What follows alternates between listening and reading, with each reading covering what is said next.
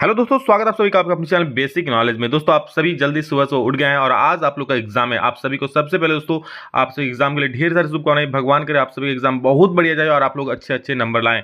दोस्तों आज हम लोग इसमें देखने वाले सोशल साइंस। आपको पता है कि किसी भी एग्जाम के लिए प्रीवियस ईयर पेपर कितना महत्वपूर्ण होता है। तो आज हम लोग इसमें देखें 2022 का जितना सारा ऑब्जेक्टिव सवाल पूछा, हर एक बार एक नजर दौड़ा लीजिए खाली, ताकि याद में रह जाए। अगर इसमें से कोई सवाल आए तो बिल्कुल छोड़िएगा नहीं, और इसमें से जरूर दोस्तों 100% है एग्जाम में क्वेश्चन बनने की पूरी पूरी संभावना है। तो चलिए देख लेते हैं क्या क्या क्वेश्चन है, जल्दी से एक नजर सबको देख लेते हैं।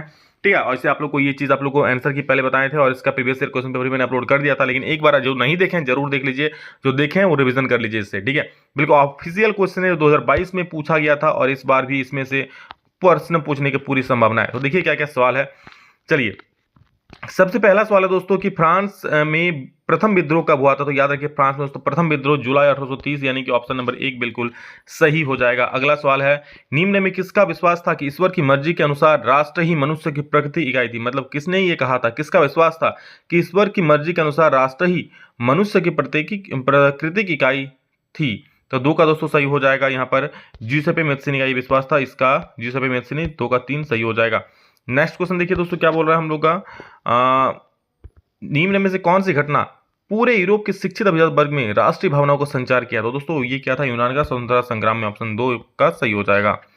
4 नंबर क्या बोल रहा है कि 1848 में यूरोपीय देशों के किसान मजदूर किन कारणों से विद्रोह कर रहे थे। 1848 में दोस्तों यूरोपीय देशों के किसान और मजदूर किन कारणों से विद्रोह कर रहे थे। तो इसका सही उत्तर दोस्तों हो जाएगा, गरीबी था वहां, बेरोजगारी भी था, भुखमरी था, इसलिए दोस्तों सब आपस में लड़ रहे थे। ऑप्शन नंबर 4 सही हो जाएगा।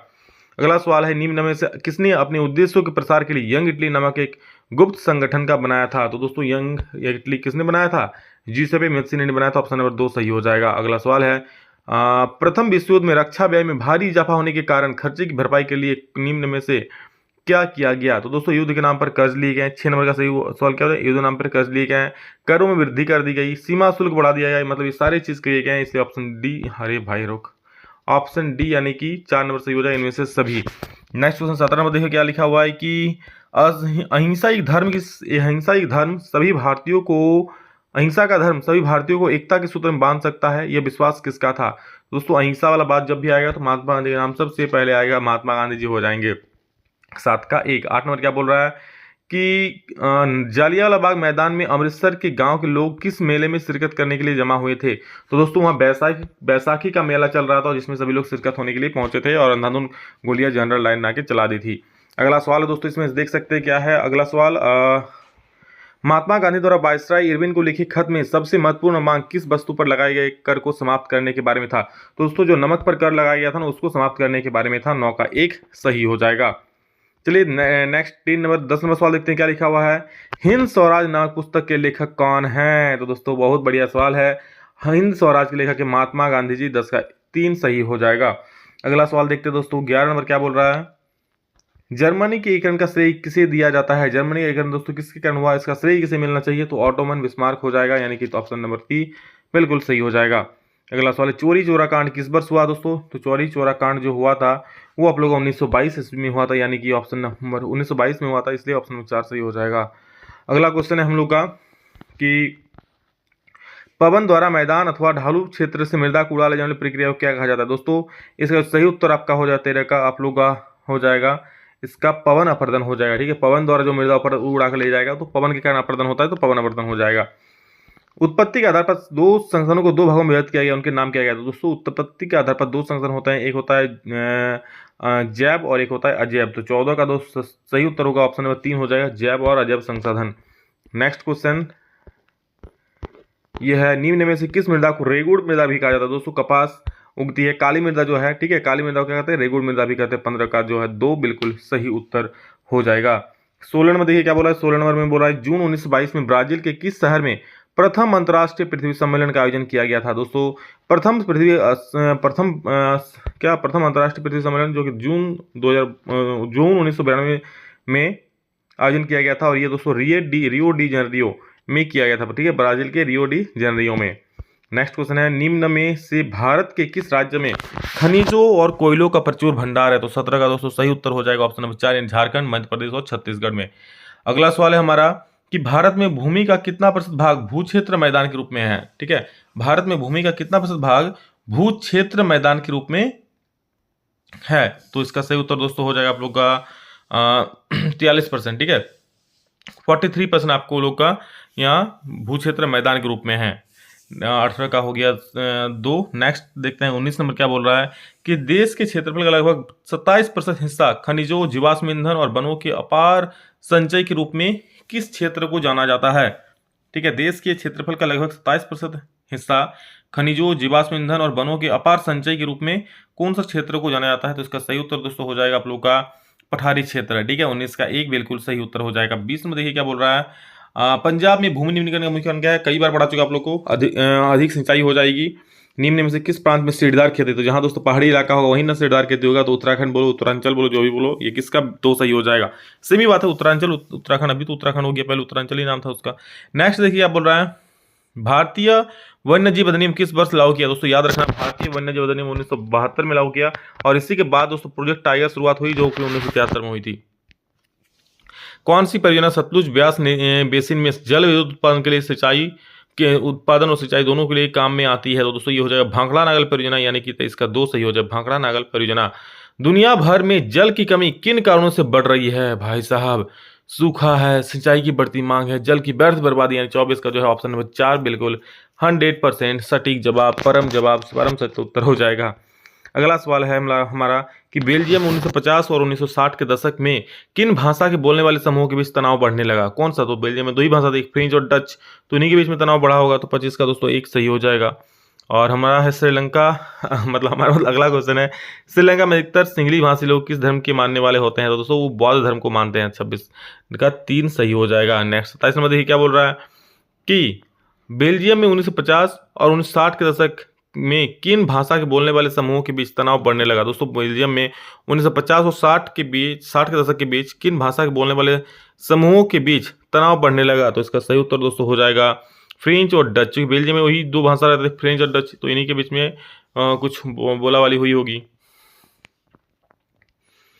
श्रीलंका में अधिकतर सिंगली भाषी लोग किस धर्म के मानने वाले हैं। तो दोस्तों अधिकतर सिंगली भाषी लोग बौद्ध धर्म के मानने वाले हैं। उसके बाद नेक्स्ट क्वेश्चन, लोकतंत्र के बुनियादी सिद्धांत के रूप में राजनीतिक शक्ति का स्रोत किसे माना जाता है। लोकतंत्र के बुनियादी सिद्धांत के रूप में राजनीतिक शक्ति का स्रोत किसे माना जाता है। तो 27 का दोस्तों सही उत्तर हो जाएगा आप लोग का जनता। राजनीतिक शक्ति का स्रोत, सही स्रोत क्या है, जनता ही है। जनता के बिना लोकतंत्र थोड़ी चल सकता है, इसलिए यहाँ पर जनता हो जाएगा इसका उत्तर। नेक्स्ट क्वेश्चन क्या है देखिए, बोल रहा है सत्ता में भागीदारी की आवश्यकता कहाँ पड़ती है। तो सत्ता में भागीदारी की आवश्यकता कहाँ पड़ती है दोस्तों, देख लीजिए ध्यान से। ये पड़ती है आप लोग का क्षेत्र, भाषा और जाति के आधार पर बड़े समाज में बिल्कुल पड़ता है। क्षेत्र विभाजन वाले बड़े राज्यों में बिल्कुल पड़ता है। प्रत्येक लोकतांत्रिक राज्य में यहाँ भी पड़ता है। इनमें से सभी इसका सही उत्तर हो जाएगा। 28 का 4 बिल्कुल सही उत्तर हो जाएगा। 29 नंबर देखिए क्या बोल रहा है कि निम्न में से किस प्रकार का टकराव आगे बढ़कर अक्सर हिंसा और राजनीतिक अस्थिरता का रूप ले लेता है। ठीक है, तो 39 नंबर का सही दोस्तों क्या हो जाएगा, 2 नंबर हो जाएगा, यानी सामाजिक।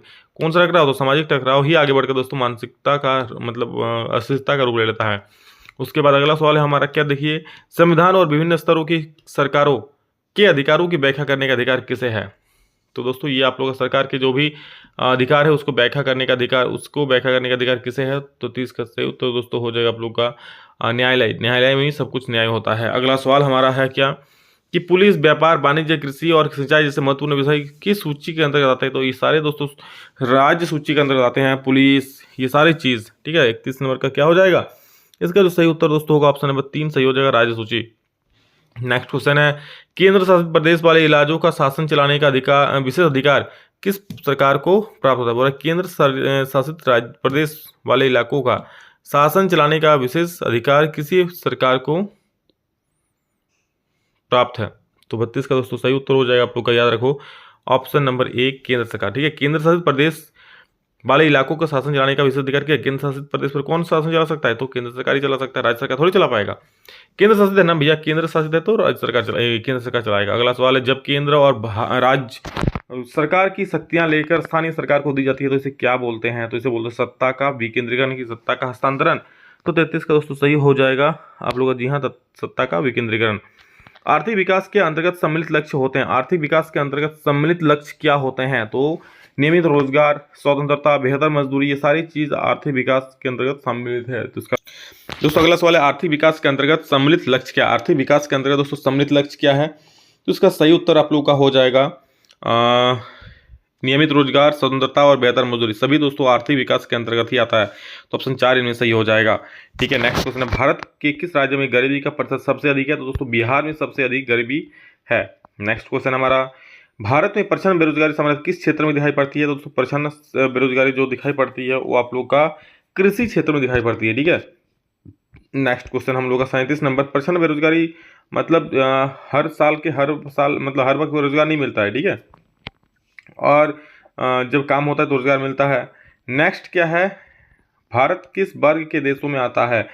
निम्न आय, गरीब, विकसित की कम जनसंख्या वाले आय में आता है। तो भारत दोस्तों निम्न आय वाले जनसंख्या में आता है। अगला सवाल है क्या कि निम्न में से कौन अर्थव्यवस्था की विशालता को प्रदर्शित करता है? निम्न में से कौन अर्थव्यवस्था की विशालता को प्रदर्शित करता है? तो इसका सही उत्तर दोस्तों हो जाएगा सकल घरेलू उत्पाद।